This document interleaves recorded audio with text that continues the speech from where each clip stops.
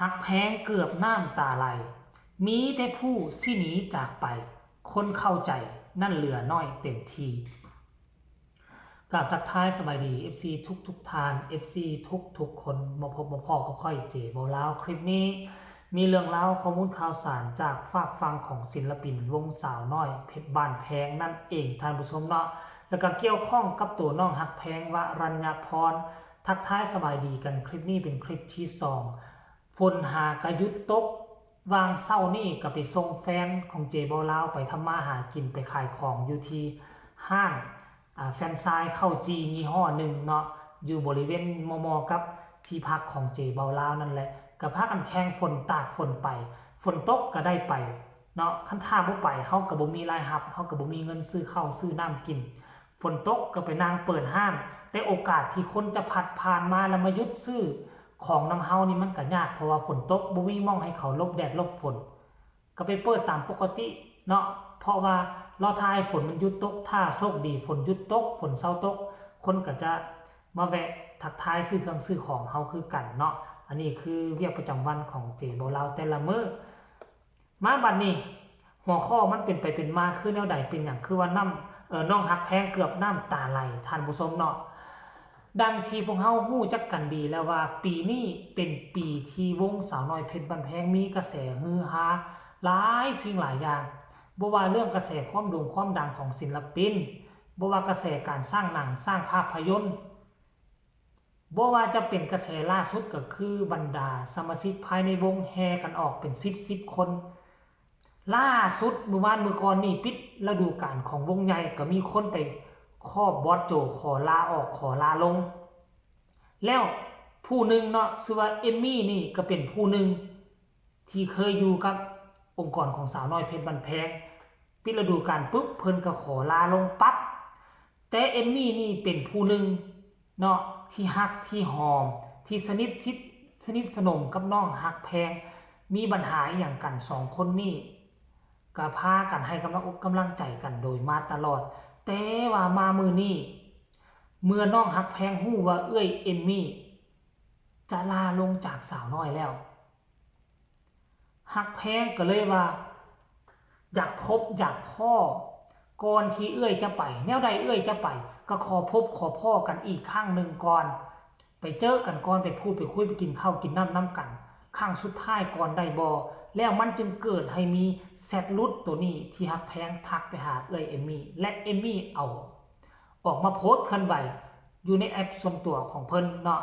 เอมมี่เขียนว่านี่คือสิ่งที่น้องทักมาเอื้อยน้ำตาสิไหลอยากสิบอกว่าเอื้อยฮักอีล่าตั้งแต่เห็นครั้งแรกแอบเสียตั้งแต่มาสมัครฮักน้องตั้งแต่ครั้งแรกที่เห็นบ่ฮู้ว่าอีหยังดลใจให้อยากให้อยากอยู่ใกล้น้องในช่วงแรกก็มีน้องกับพี่นี่แหละที่เล่นด้วยกันสุขเศร้าอีหยังน้องก็เล่าให้ฟังบอกน้องตลอดอีหยังบ่ควรเว้าก็อย่าเว้าให้ไผฟังเพราะมันบ่แน่นอนและจริงใจทุกคนฮักนะคนน้อยของพี่ต่อไปขอให้หนูประสบความสำเร็จไปเรื่อยๆพ่อแม่ฮักและอินดูตลอดนะ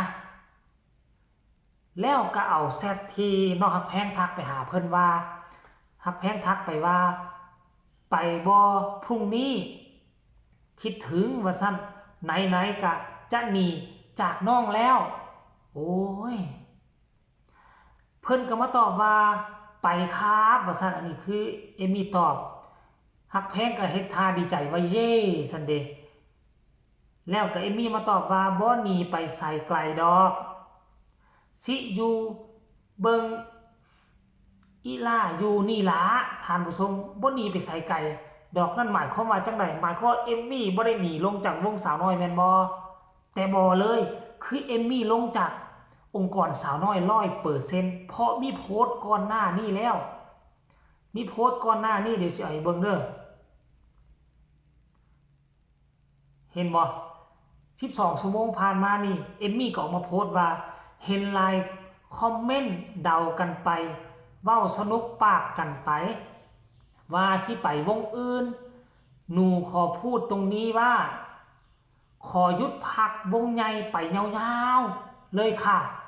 คือการที่เอมมี่ลงนี่บ่ได้ลงจะไปขึ้นวงใหญ่วงใดทั้งนั้นและเจอกันใหม่กับหนูในเวอร์ชั่นรถแฮส่วนจะเป็นคันไหนนั่นรอชมซ่อมค่ะรอติดตามได้เลยใครที่ข้องใจเห็นบ่ล่ะคือเอมมี่นี่ชัดเจนเอมมี่ตอบเลยว่าลงจากองค์กรสาวน้อยจะบ่ได้ไปขึ้นวงใหญ่วงใดเป็นอันขาดจะไปขึ้นรถแฮเพอเอมมี่อาจจะถูกโยกย้ายจากวงใหญ่จากองค์กรใหญ่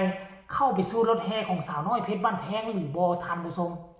เพราะว่าองค์กรสาวน้อยเพชรบ้านแพงมีรถแฮตั้งว่า2หน่วยนึงแล้วก็หน่วย2วงก็มี2วง1วง2เพราะฉะนั้นแล้วเป็นการอุ๊บไว้ว่าบ่ได้ย้ายไปขึ้นรถแฮสาวน้อยเพื่อให้มันเกิดประเด็นเกิดเป็นกระแสหรือบ่เนาะแต่ก็มันบ่น่าเป็นไปได้นะคันท่ากรณีว่าเอมมี่ไปขึ้นรถแฮของสาวน้อยน้องฮักแพงคงบ่ออกมาอะไรอาวรเอมมี่ขนาดนี้ในวงในเขาก็น่าจะเข้าใจแล้วก็เขาก็น่าจะฮู้คันกรณีว่าโยกย้ายไปหน่วยงานในภายในองค์กรกันนะเพราะฉะนั้นแล้วโอกาสที่เอมมี่ลงจากองค์กรสาวน้อยเบ็ดเซ็ตบ่ไปขึ้นรถแฮบ่ไปขึ้นกับวงใหญ่ของสาวน้อยจะไปขึ้นรถแฮขององค์กรอื่นมันมีความเป็นไปได้สูงท่านผู้ชมเห็นบ่ล่ะคนที่ฮักคนที่หอมคนที่สนิทชิดเสื้อของน้องฮักแพงล้วนแล้วแต่ยกง่ายซ้ายสวยเพราะว่าส่วนไงข้าเจ้าบ่ได้มีเซ็นสัญญากันกับองค์กรสาวน้อยคนที่อยู่ในองค์กรสาวน้อยที่ได้เซ็นสัญญากันนี่มันบ่มีหลายได้มีบ่กี่เท่าใดคนมีองค์อิงฮักแพงพอการใช้ตามที่ค่อยฮู้เด้อและยังมีอีกไผอีกคันถ้าบอสโจเบิ่งแล้วว่าบุคคลนี้บ่สามารถต่อยอดได้บุคคลนี้บ่สามารถปั้นให้โด่งให้ดังได้บุคคลนี้บ่ค่อยมีผลประโยชน์ต่อวงบอสโจจะบ่ยอมเซ็นสัญญาเป็นอันขาดซึ่งแตกต่างได้หักแพงนี่ถึกเซ็นสัญญาหลายกว่าหมู่9 ปีนั่นหมายความว่าอนาคตอันไวๆนี่หักแพงคือรุ่นต่อไปที่บอสโจจะสร้างสรรค์ผลงานให้เป็นแท้แน่นอนเนาะนี่ก็คือการเคลื่อนไหวข้างล่าสุดของน้องหักแพงที่มีต่อเอื้อยอ้ายที่หักที่แพงกันอยู่ในองค์กรแล้วก็พากันลาลงหายไปจากองค์กรสาวน้อยหักแพงกับบูฮู้สิเฮ็ดแนวใดก็ได้แต่ทักหานัดเจอกันในมื้อนี้นั่นละคลิปนี้ก็ฝากฟังเอาไว้ซำนี้ฝากทุกคนกดไลค์กดแชร์กดติดตามให้แน่เพื่อจะบ่พลาดในคลิปต่อไปที่สำคัญจะกดข้ามโฆษณาพบกันใหม่ในคลิปหน้าสำหรับคลิปนี้สบายดี